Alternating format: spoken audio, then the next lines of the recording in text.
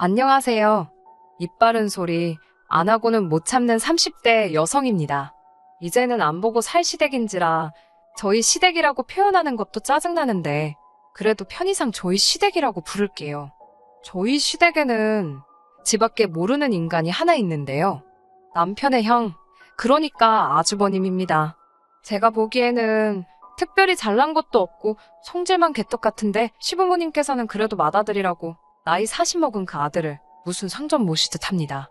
제가 이렇게 사연을 쓰게 된 것도 어떻게 보면 시부모님 때문이기도 하네요. 자기 자식 안기한 부모가 어디 있겠어요. 그렇게 생각하자면 저희 시부모님이 아주버님한테 꼼짝 못하는 것도 아주 이해 못할 일은 아니겠지요. 하지만 시부모님한테 아들이 저희 아주버님만 있겠어요? 그러면 제가 이렇게 사연을 쓸 이유가 없지요. 제가 열받는 건 저희 남편에겐 형인 아주버님도 있고 어린 여동생, 그러니까 시누이도 있습니다. 저희 시부모님은 맏아들은 상전 모시듯 시누는 무슨 공주 키우듯 하시면서 저희 남편만 찬밥 취급을 하시더군요. 저희 남편이 어디 못난 구석이 있는 것도 아닙니다. 제 눈에 안경이라 하실까봐 객관적인 사실만 먼저 말씀드릴게요. 둘째인 남편은 세 남매 가운데서 제일 좋은 대학교를 졸업했습니다. 유학을 가고 싶었는데 시부모님께서 돈이 없어서 못 보내주신다 하셨대요. 하지만 그 무렵 아주버님께서 사업을 한다고 난리를 쳐서 시부모님이 지금 사시는 아파트를 담보로 1억을 대출받아 지원해 주셨다고 하더군요. 남편 말로는 워낙에 큰형과 어려서부터 차별을 받아왔기에 웬만한 일로는 상처도 잘 안 받는데 그때는 감정적으로 많이 힘들었다고 하더라고요. 그래도 다행히 지금은 판교에서 가장 잘 나가는 IT 회사에 연봉 1억 넘게 받으며 다니고 있습니다.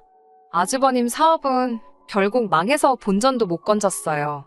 평생 시부모님이 주시는 용돈만 쓰고 살았지 어디서 제대로 아르바이트도 안 해본 사람이 갑자기 무슨 운동기계를 가져다 판다고 설쳤으니. 뿐만 아니라 신우에 대한 아버님 어머님의 지원도 장난이 아니었어요. 대학생인 신우는 어느 다른 여대생들처럼 외모를 가꾸는데 관심이 많았습니다. 저도 그런 시절이 있었으니 당연히 그 마음 이해하지요. 하지만 제가 지금 연봉 8천을 받으며 회사 생활을 하고 있는데 이런 저도 2,300만 원짜리 핸드백은 선뜻 사기가 어렵거든요. 신우는 거침이 없더라고요. 일단은 어머님 아버님을 조르고 그게 여의치 않다 싶으면 지 오빠들을 아주 달달 볶아요. 무슨 프라이팬 위에서 감자 볶듯이 어지간히 달달 볶습니다. 개떡 같은 성질을 가진 아주버님도 신우한테는 꼼짝을 못하더라고요. 아주버님이 그럴 정도니 순딩이 저희 남편은 어땠겠어요? 그나마 저희 남편은 저랑 결혼 이야기가 나오면서 자의반 타의반으로 신우의 무리한 요구에서 벗어나게 되었습니다.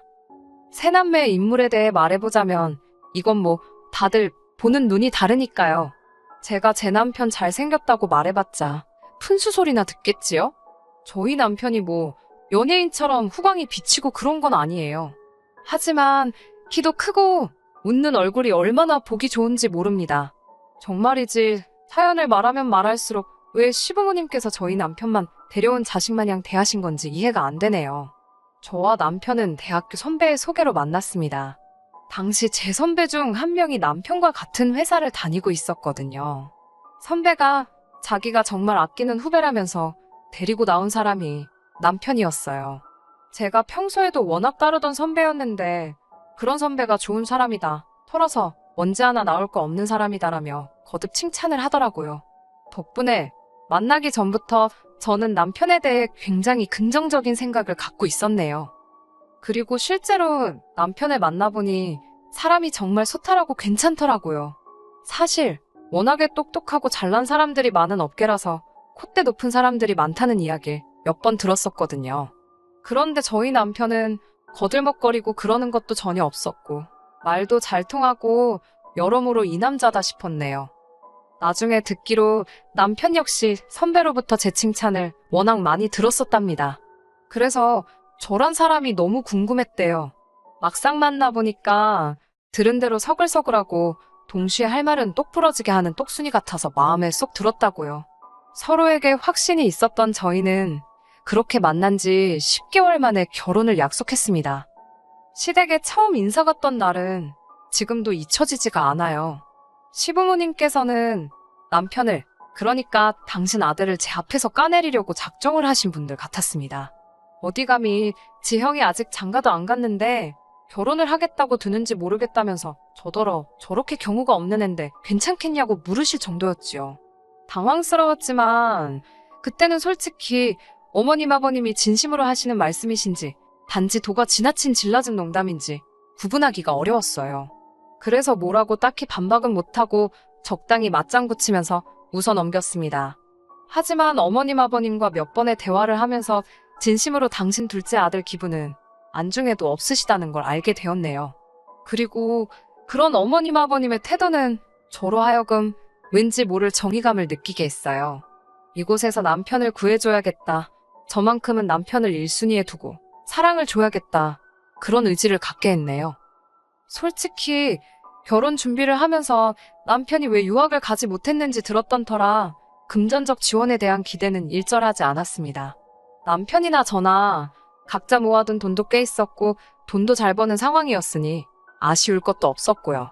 하지만 오히려 시부모님께서 돈을 요구하실 줄은 몰랐네요.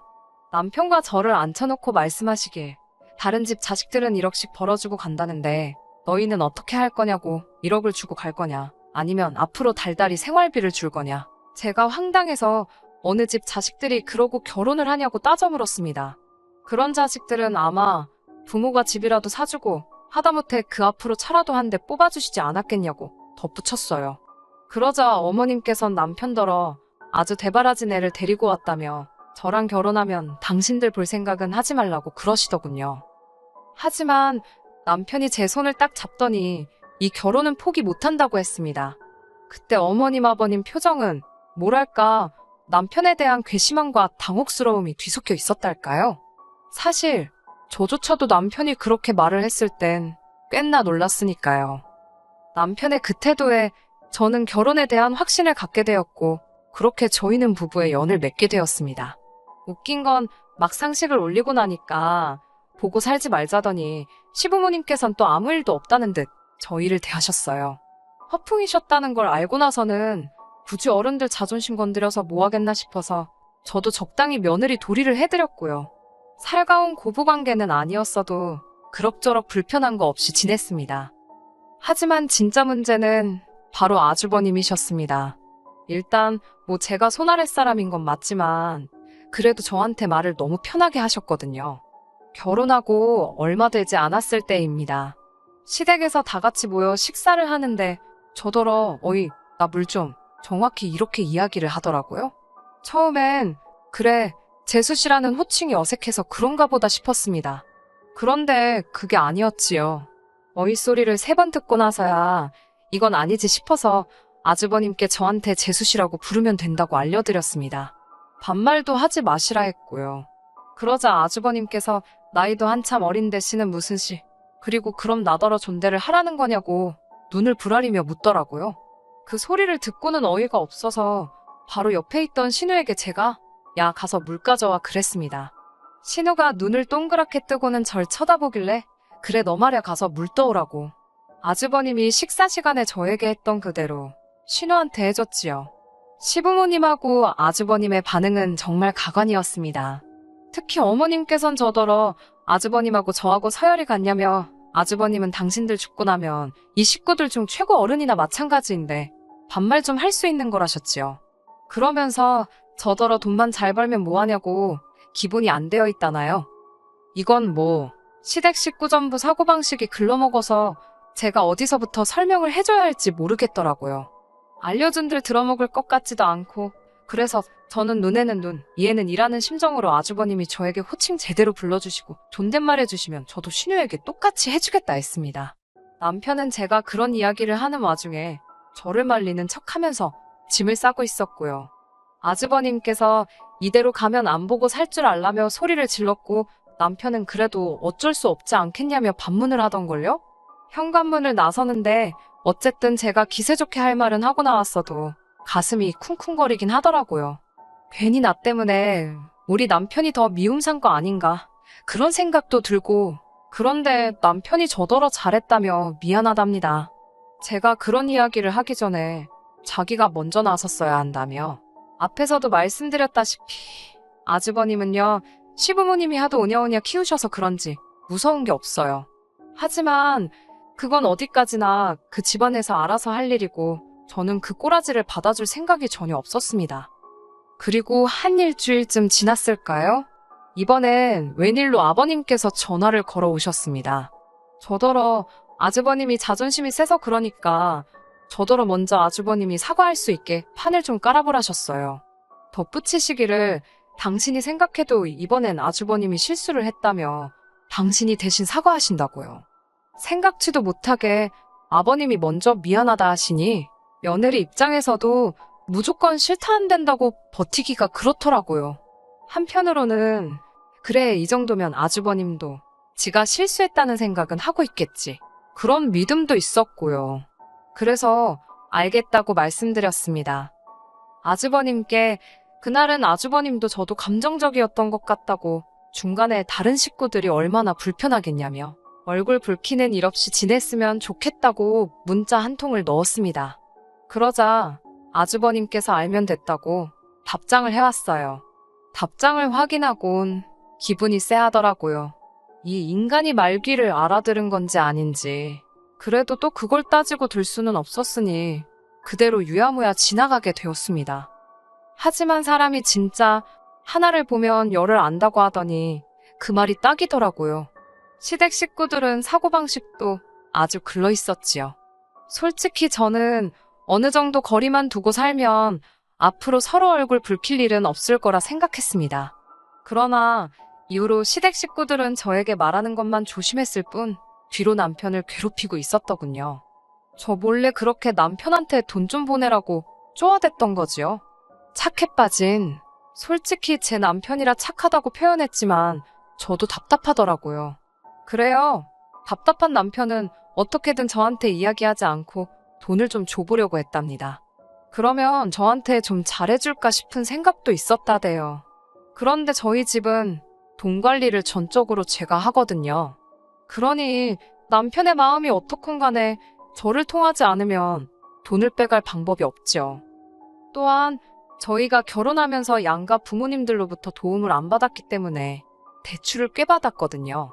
그래서 시부모님과 친정부모님께 당분간은 명절과 특별한 날 50만 원씩 챙겨드리는 걸 제외하고는 경제적으로 도와드릴 수 없다고 진작에 말씀을 드렸었고요. 그런데 저 몰래 자꾸 남편에게 돈을 달라고 하셨다는 게 솔직히 짜증도 나고 부담스러웠습니다. 그런 요구를 하는 게 시부모님뿐만 아니라 아주버님과 신우도 있었다는 건 충격적이기까지 했고요.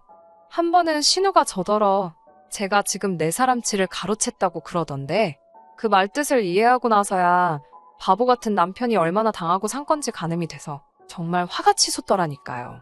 이후로는 진짜 돈 관리를 더 철저히 했습니다. 남편이 남편 스스로를 위해서 쓰는 돈에는 아낌없이 서포트를 해줬지만 시댁에는 정말 10원짜리 하나 세는 일이 없게 했어요. 그나마 시부모님은 그래도 돈 때문에 기분이 상하신 티는 안 내셨는데 문제는 아주버님이었습니다. 저에게 말씀하시는 걸 보면 진짜 하나만 걸려라 벼르고 있는 사람처럼 나를 세우고 계셨거든요. 아주 절 잡겠다고 혈안이 되어 있는 아주버님을 보고 있자니 저라고 기분이 좋을 리는 없었지요. 그러다 사건은 지난달 저녁 식사 자리에서 일어났습니다. 아버님 생신을 축하하기 위해 시부모님과 아주버님 그리고 저희 부부가 모였습니다. 아버님 생신인 걸 아신 친정부모님께서 호텔 뷔페에 갈 수 있는 상품권을 선물로 주셨는데 어머님께선 뷔페라 봤자 가면 찍어 먹을 것도 하나 없다고 저더러 직접 생신상을 차려달라 하시더라고요. 그래서 시댁에서 모이게 되었지요. 미역국이랑 불고기 정도는 제가 집에서 직접 만들었고요. 어이가 없었던 건 아주버님께서 당신은 꼭 등갈비찜이 먹고 싶다더라고요. 제가 웃으며 아버님 생신이지 아주버님 생일도 아닌데 그것까지 할 시간은 없을 것 같다고 하니까 그래도 하는 김에 좀 하면 되는 거 아니냐입니다. 생전지 손으로 뭐 하나 만들어 본 적이 없으니 요리할 메뉴 하나 더 늘어나는 게 얼마나 번거로운 일인지 모르는 눈치였어요. 말도 더는 섞기 싫어서 인근 식당에서 포장해 갔더니 씩씩거리기만 하고 손도 안 대더라고요. 안 먹으면 본인만 손해 아니겠어요? 저랑 남편이랑 열심히 먹었지요. 아무튼 그렇게 식사를 마친 뒤 아버님 생신 선물로 현금 50만 원을 드렸습니다. 아주버님께선 저희가 아버님께 돈 봉투 드리는 걸 보면서도 뭐 하나 꺼낼 생각을 안 하더라고요. 코딱지만한 거라도 본인이 하면 생색을 내지 못해 안달인 인간이 저희 몰래 아버님 생신을 챙겼을 리도 없고, 제가 아주버님께 무슨 선물을 하신 거냐고 면전에 대고 물었습니다. 그러자 저희를 어이없다는 듯 재려보기만 할 뿐 별말 못하던걸요? 그렇게 시간이 흘러 어느덧 시계를 보니 10시더라고요. 시댁에서 저희 집까지는 빨라도 1시간이 걸렸고, 바로 다음 날은 저희 친정어머니 생신이셨습니다. 생신 축하 겸 해서 친정부모님과 저희 부부가 같이 서울 근교로 1박 2일 여행을 가기로 되어 있었고요. 참고로 저희 친정부모님이 여행 경비 전액을 부담하시는 여행이었습니다. 저는 남편에게 이제 슬슬 가자고 신호를 보냈어요. 가서 빨리 짐도 싸야 했고 여러 가지로 마음이 바빴거든요. 그런데 그때 신우가 아주버님께 전화를 걸어온 모양이었습니다. 대학교 동아리 활동을 열심히 하던 신우는 아버님 생신과 동아리 설립 5주년 기념식 사이에서 고민을 하더니 아버님 생신은 매년 돌아오지 않냐며 동아리 기념식에 참석한 상황이었거든요. 시댁 식구들 그 누구도 뭐라 하는 사람이 없었으니 제가 보기엔 이해가 안 되었어도 뭐라고 한마디 하기도 그렇더라고요. 그저 속으로 여러 가지 의미로 신우도 대단하다고 생각만 했네요. 신우의 목소리가 어찌나 큰지 전화기 너머로 다 들리는 상황이었는데 목소리가 잔뜩 취해 있었습니다. 신우는 저희 남편도 지금 와 있는 거냐며 둘째 오빠 보고 싶다고 애교를 부려댔어요. 하지만 저희는 빨리 일어나야 했기에 대충 그러냐 대꾸만 하고 시댁을 떠나려는 참이었지요. 그런데 신우가 자기가 오늘 둘째 오빠를 만나야 할 빌이 딱 왔다면서 저희더러 어디 가지 말고 자기를 기다리랍니다. 그러고는 전화가 끊어졌어요. 저는 술 취한 신우의 어설픈 앙탈 정도로 생각하고 집에 가려고 했습니다. 그런데 어머님께서 저희더러 이렇게 된 거 신우를 기다렸다가 보고 자고 가라셨어요. 그러면서 너는 신우가 지 오빠 보고 싶어 죽겠다는데 왜 둘 사이를 갈라놓으려고 하냐입니다. 저는 어머님께 아시다시피 내일 친정어머니 생신이라서 집에 가서 정리를 해야 할 것 같다고 다시 한번 설명을 드렸고요. 그러자 아주버님께서 저더러 아주 보자 하니까 제가 시댁 식구들 알기를 발톱의 때만도 못하게 보는 것 같답니다. 그러면서 저더러 싸가지 없는 X라고 하시더군요. 제가 어이가 없어서 지금 뭐라고 하셨냐니까 싸가지 없는 X라며 젊은 게 아주 지 고집대로 하려고 든다고. 어이가 없어서 진짜 지똥불인지 모른다더니 누구더러 헛소리를 짓거리나 싶던걸요? 제가 지금 당장 사과하라고, 그렇지 않으면 가만히 있지 않을 거라고 했습니다. 하지만 아주버님은 끝까지 내가 너한테 윗사람인데 아랫사람이 싸가지가 없으면 한마디 할 수도 있고 필요하면 때릴 수도 있답니다. 사랑에 매라나요? 제가 진짜 그 말 듣고 눈이 돌아갈 뻔했습니다. 그런데 그때 순식간에 상상도 못한 일이 벌어졌어요. 저희 남편이 아주버님 얼굴에 냅다 주먹을 날렸거든요. 누구 하나 말릴 새도 없었습니다. 쓰러진 아주버님은 자기 턱인지 볼인지를 부여잡고 어처구니가 없다는 표정으로 남편을 째려보았고, 시부모님께선 냅다 저희 남편한테 제정신이냐고, 네가 뭔데 형한테 그러냐고 악을 쓰시더군요. 그러자 남편이 일어나려고 하는 아주버님을 한 대 더 쳤습니다. 그리고는 그래도 한 핏줄이라서 사람 대접해주고 살았더니 정신도 못 차리고 못같이 산다면서, 그리고는 남편이 저에게 가자고 하더라고요. 상종 못할 사람들이라면서요. 그렇게 집으로 돌아와 속에서 불거져 나오 분노를 억누르고 있었습니다. 하지만 남편은 무슨 일인지 콧노래를 부르고 후련한 얼굴이더라고요. 그리고 이튿날 저희는 예정대로 친정부모님과 여행을 떠났네요. 어머님께서 전화를 걸어오셔서는 저더러 마음에 안 들어 죽겠다고 저 때문에 형제들 의상하고, 그래서 저도 어머님께 그럼 어머님 입맛에 맞는 며느리 구해서 천년만년 사시라 받아쳤어요. 결국 그 일로 인해 저희는 시댁과 연을 완전히 끊게 되었습니다. 남편은 그 어느 때보다 이렇게 홀가분한 적은 없었다며 너무 행복하다고 하더라고요. 남편이 행복해하는 모습을 보니 저도 행복하네요. 이후로 저희는 지금까지 시댁과 상관없이 아주 잘 지내고 있습니다. 하지만 들리는 이야기로는 요즘에는 어머님과 아주버님의 관계도 예전 같지는 않은 눈치랍니다. 걸핏하면 어머님께서 마음먹은 아들 뒤치다꺼리하는 여편네는 당신밖에 없다며 팔자가 이게 뭐냐고 하소연을 하시는 모양이더라고요. 아주버님 입장에서는 그런 어머니께 서운해서 난리고요. 아무려면 어떤가요? 저는 이제 그 집과는 아무 상관도 없는데요, 뭐. 누군가 저더러 그래도 며느린데 시부모님과 남편 사이에서 중재라도 해봐야 하는 거 아니냐고 하던데 전 그럴 생각이 전혀 없습니다. 아쉬운 사람이 먼저 손 내미는 게 맞잖아요. 필요한 사람들끼리 알아서 풀도록 내버려 둘랍니다. 끝까지 들어주셔서 감사합니다. 오늘의 사연은 여기까지입니다. 구독과 좋아요, 알람 설정 부탁드리고 더 좋은 사연으로 다시 찾아뵙겠습니다. 감사합니다.